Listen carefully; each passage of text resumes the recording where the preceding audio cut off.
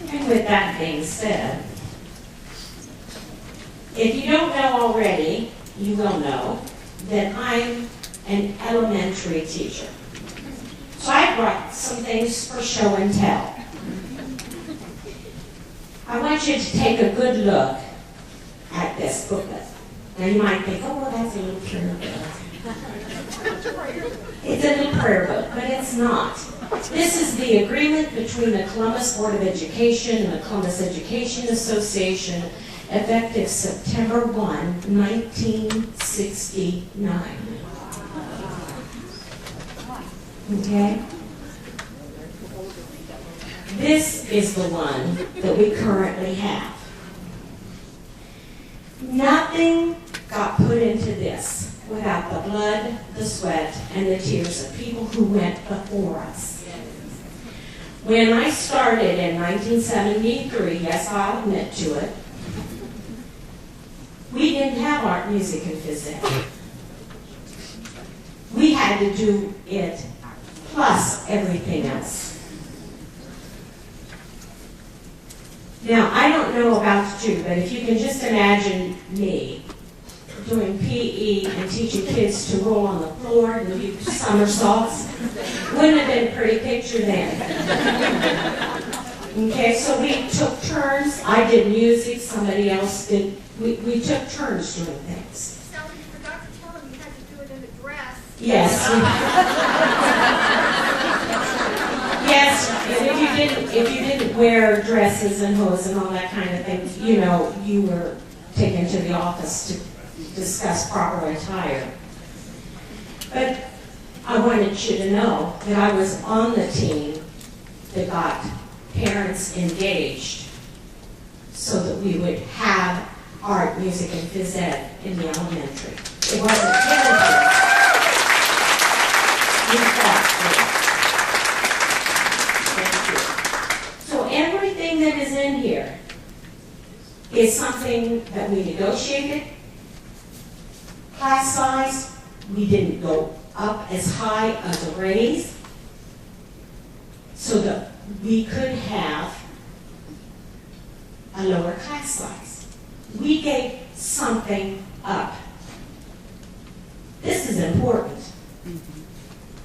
I went to a school shortly after the election, and the teacher was sort of grinning, and she said, well, Sally likes me even though I voted for Kasich. I'm going back.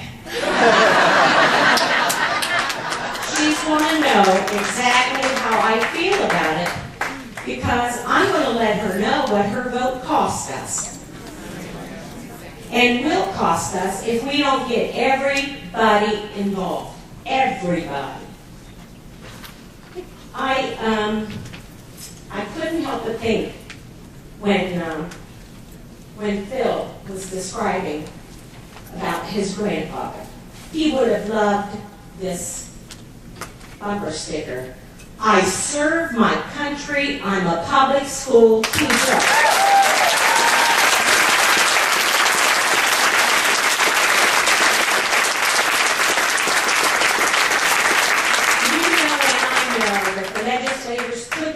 In our classroom for more than 5 minutes before our kids would run right out that door. And they know if you're real, they know if you're fake. And the minute they'd come in, they'd say, get the hell out of my classroom. That's what our kids would say. Now, we need to make sure that we tell our people that it is very important that they get involved. It is no longer acceptable to stand on the sidelines and say, go Sally, go Rhonda.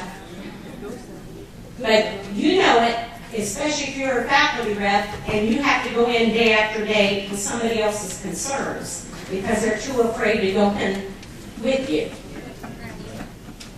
Everybody needs to go in. Everybody needs to make phone calls.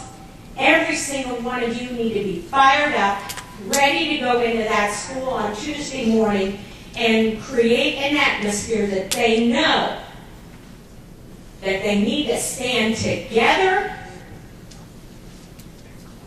or we're not going to make it.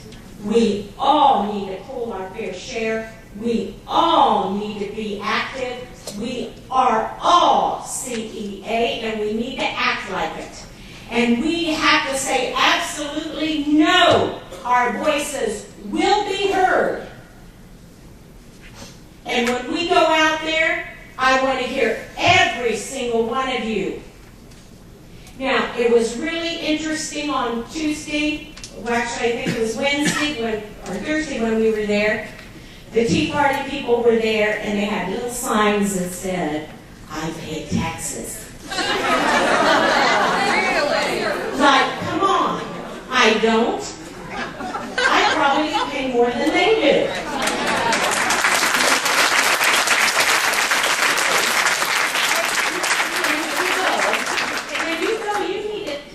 You can engage people in conversations to let them know how many of you have given your students things that they didn't have so that they could be in choir or music or all those other things. You have provided for them.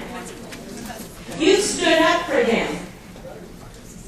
When they needed a shoulder to cry on, you provided it. When they needed somebody to say, "You need to do better than what you're doing," you did that too. Because you cared about every single one of our students.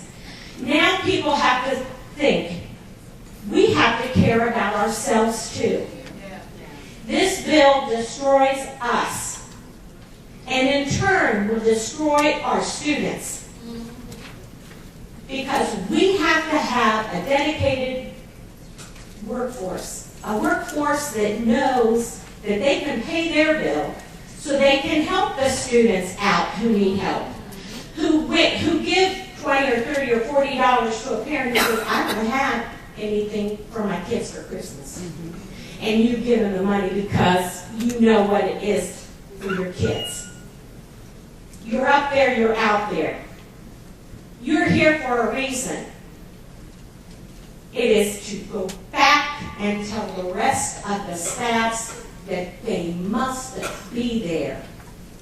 If they aren't there, this is going to be done to them. I'm going to be there, and you're going to hear my voice loud and strong. Am I going to hear your voice? Yeah!